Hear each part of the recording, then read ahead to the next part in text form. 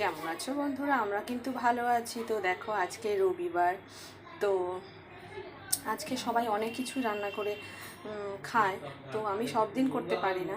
তো আজকে কি করেছি দেখো, আজকে এই পটলটাকে একটু দই পটলের মতো করার চেষ্টা করেছি। আমি আসলে ভালো রান্না জানি না, তো আমি আমার মতো করে করেছি।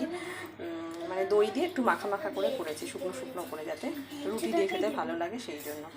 আর কি করেছি দেখো, এবার দেখো এখানে কি করেছি।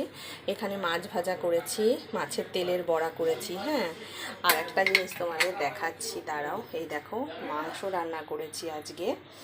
আর করেছি হলো মামামের জন্য মসুর ডাল, সেটা হচ্ছে সবজি দিয়ে, সমস্ত রকমের সবজি দিয়ে ওকে দিই। ও লঙ্কা খায় না, তো সেই জন্য ওকে লঙ্কাটা দিই না, লঙ্কা বাদে সব কিছু দিয়ে ডালটা করি আর কি। হ্যাঁ,